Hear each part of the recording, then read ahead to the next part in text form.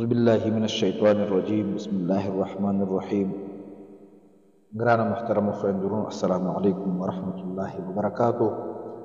حمد و ثنا د هغه ذات دپاره چې خالق د کائناتو دی، زمونږ د زړونو په پټو رازونو خبردار دی، او بیا بېشمېره درود په جناب محمد رسول الله صلی الله علیه وسلم باندې چې خاتم النبیین او خاتم المرسلین دی.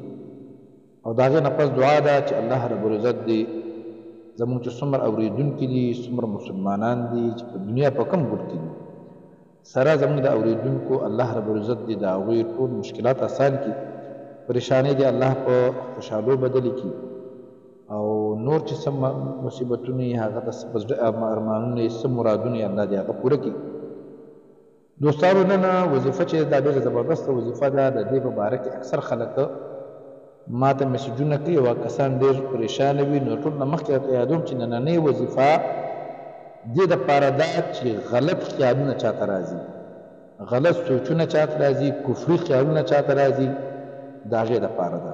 اوس تفصیل ته به دې راځم چې بعضې وخت کې انسان خپل ځان سره دا سوچ کوي چې د الله رب العزت په باره کې سوچ کوي، د الله پاک د کم ځای نه راغی او الله پاک به کم ځای کې، او دا دنیا څنګه جوړه شوه او دا به ختمیږي څنګه، او داسې شیطان هغه ته وسوسې اچوي. یا بعضې وخت کې یو جنۍ ده هغه غلط خیالونه کوي، د ګناه طرف ته خیالونه کوي، د ګناه سوچونه ورته راځي، یا یو هلک دی هغه ته د ګناه سوچونه راځي، او بس به یې سوچونه کې لاړ شي. نو دا ټول د شیطان حرکت دی. نو دې ته وایي خیالات فاسده ورته وایي، وسوسې ورته وایي. دې کې د شیطان چې کوم دی ډېر زیات عمل دخل وي چې دا انسان بېلارې کړي. نو چې کله هغه انسان بیا بېرته په هوش کې راشي، هغه بیا دا سوچ کوي چې یاره دا ما څه چل و. بعضې وخت کې انسان په مانځه کې ولاړی، عبادت ته الله ته ولاړي، او په دغه ټایم کې هغه ته وسوسې راځي او مختلف سوچونه راځي. نو هغه غریب په خپل لمونځ باندې پوه نه شي، اکثر په اولي رکعت کې یا تحیات الله ته کښېني، یا په دویم رکعت کې چې کوم دی نو پته یې نه لګي دا ما دریم رکعت دی که دویم رکعت دی. بیا اکثر هغه لمونځ دومره ډسټرب شي چې یو ځل لمونځ خطا شي، بیا خطا شي، بیا نیت وتړي، بیا خطا شي. نو دا زنانو ته مې او نارینهو ته مې، دا ډېر یو پریشان کن صورتحال وي. بعضې وخت کې بیا خلک دا سوچ کوي چې یاره دا سوچونه کومه نو زه خو به کافر شوی نه یم. دا خبرې تاسو ته ځکه کومه چې دې باره کې ما ته اکثر په وټساپ باندې میسجونه راځي. نو زه خو به کافر شوی نه یم، زما عقیده خو به نه خرابه شوي. نو زما یو خبر تاسو واورئ چې د انسان زړه ته کوم خیالات شیطان ور واچوي او د سړي پې تصدیق نه وي، او دا هغه عصر کې سوچ راشي نو په دې باندې څوک کافر کېږي نه.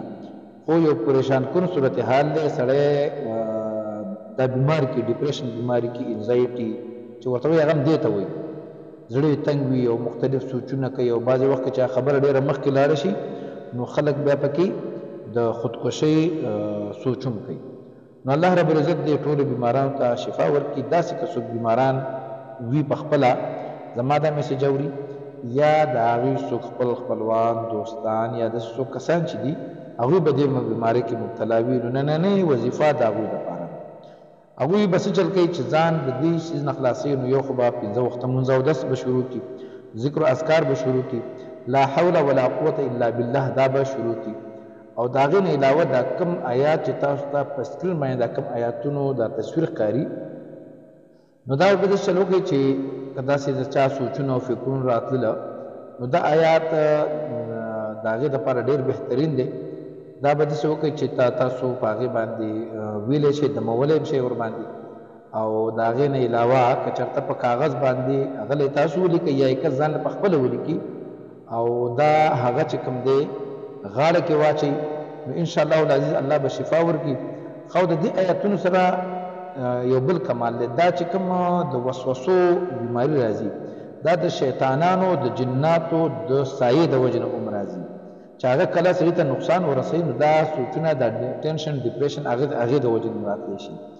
نو که چېرته ده ته دا بیماري داسې وه چې د جناتو د ذریعې نه وه، نو هم د دې آیات سره، د دې د دمولو سره، د دې په اوبو کې اچولو سره او دا لیکلو سره، که مثال څوک پې دمولی شي اسانې ورته په خپله قاري حافظي کور کې، یا څوک په کور کې داسې دمولی شي، هم د هغې سره به ختم شي. یو سړی وایي چې کاغذ باندې ورته لیکم او هغه بوجک کې پرتي بوتل کې به پرتي اوبه به څښي. نو داسې ګورئ داسې زنانه او هلکان زموږ دا ځوانان چې کوم دي اکثر په ډېر زیات دي، دا بیماریان ډېر زیاتې شوي دي. هغه هم کولی شي جګ کې ورته اوبه واچوه، دا پکې سخت ولیکه او د هغې نه به اوبه ورکوه. او درېیمه طریقه یې دا ده چې دا آیاتونه چې کوم دي دا تاسو په کاغذ باندې ولیکئ، په چمړه کې وګنډئ. چمړه کې ګنډلو فلسفه دا ده چې مطلب دا دی چې دا تعویض بیا سړی ځان سره باتروم ته انسان د خامخا باتروم ته حاجت دپاره ځي. چمړه کې علما وایي چې چمړه کې ولیکي بیا باتروم ته وړی شو. کپړه کې چا تعویض وګنډو نو بیا هغه باتروم ته د هغې وړل ګناه ده. دا آیتونه چې دا په اسکرین تاسو ښکاري وإذا قرأت القرآن جعلنا بينك وبين الذين لا يؤمنون بالآخرة حجابا مستورا وجعلنا على قلوبهم أكنة أن يفقهوه وفي آذانهم وقرا وإذا ذكرت ربك في القرآن وحده ولوا على أدبارهم نفورا فإن تولوا فقل حسبي الله لا إله إلا هو عليه توكلت وهو رب العرش العظيم. دا آیتونه دي دا چې کوم دي که چاته نه یاد نو دا زما دا ویډیو دي بار بار واوري، دا لږ ځای دې واوري او انشاءالله العزیز یاد به م شي ورته لیکلی هم شي. په هر طریقه استعمالولو کې د دې فایده ده. انشاءالله العزیز تاسو به زما په دې ویډیو باندې پوه شوي یئ. الله رب العزت دې ټولو بیمارانو ته شفا ورکړي، موږ له دې الله رب العزت د نیک عمل کولو توفیق راکړي. انشاءالله العزیز بیا داسې یو ښایسته عمل مخې له راغی د هغې سره بیا ستاسو په خدمت کې حاضرېږم.